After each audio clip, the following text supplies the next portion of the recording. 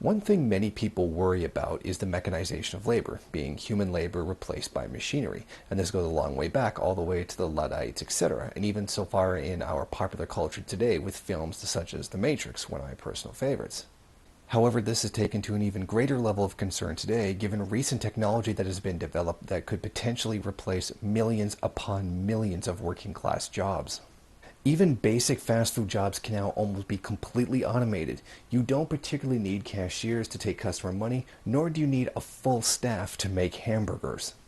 Even mental labor jobs such as telemarketers can now be replaced with programs that perform the same function. This is one already being used. People have already recorded themselves having conversations with the program. So the question remains, why is this happening? Why is labor being replaced with machinery? Why are even jobs as low down the job food chain as fast food being replaced by machines?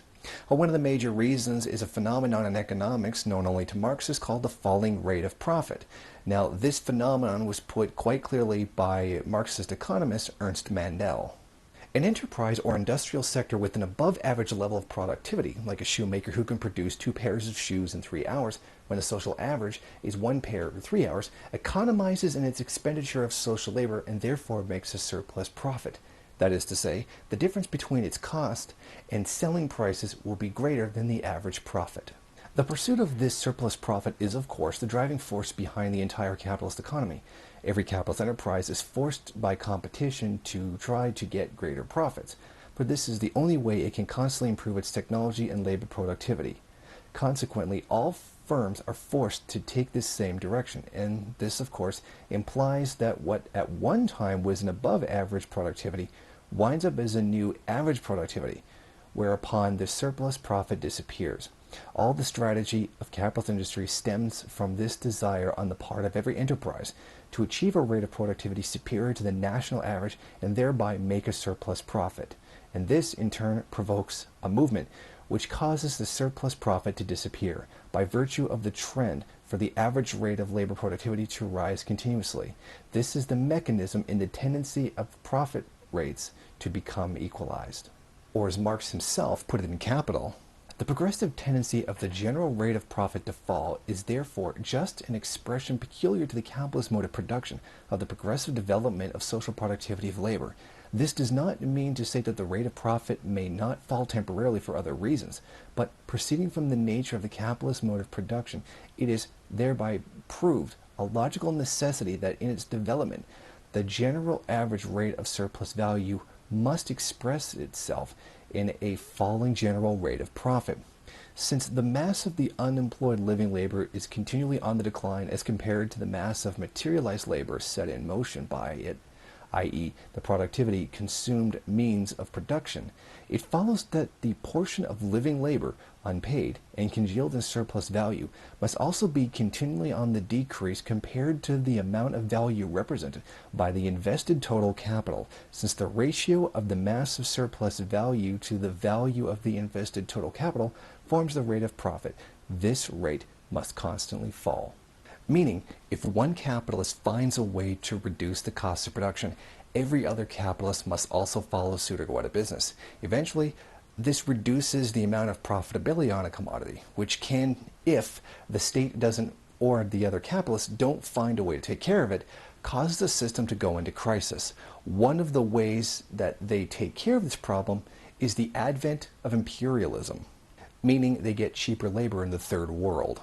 This is a crisis in demand, wages, and employment, meaning the less people there are working, the less people there are to buy commodities, or a decreased ability to be able to pay for those commodities. Thus, capitalists encourage higher wages in other sectors in order for them to buy their products, meaning capitalists in different sectors have an interest that goes against each other. This is what's also called one of the many contradictions of capitalism. They want everybody to buy their goods, but they also want to fire everyone from employment in order to increase their own profits, which makes it harder for people to be able to buy those commodities. In fact, according to the article, if you replaced burger flippers in the United States, you would take $9 billion in wages out of the economy. Capitalists have other ways of dealing with this other than imperialism. One of them is through welfare. many capitalist companies or firms would support the idea of welfare. And by doing this, you have a portion of the tax money going to workers who are unemployed, who then turn around, spend that money on those commodities that they would not have otherwise been able to purchase.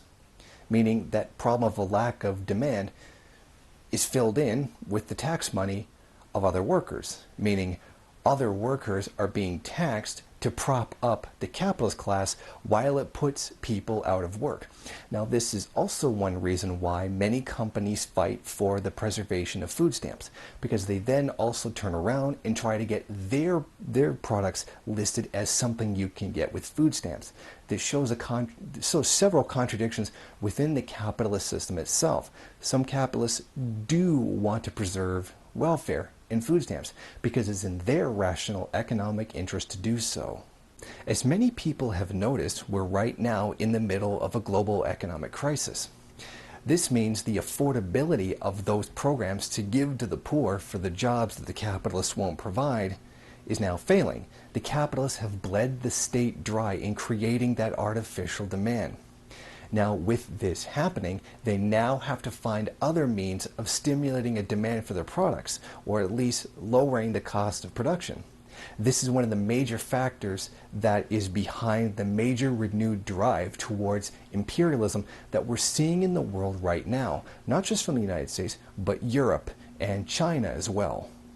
This is why those of us in the first world have the first and primary duty to support anti-imperialism, because this prevents the realization of value that's taken from other countries. The prospects for revolution in the first world are virtually non-existent. But what we can do that does help is prevent more value from being taken from the third world. Thank you for watching. Go ahead, rate, comment, subscribe, share on various social media if you want. There's some other great content here you can check out. Supposedly it's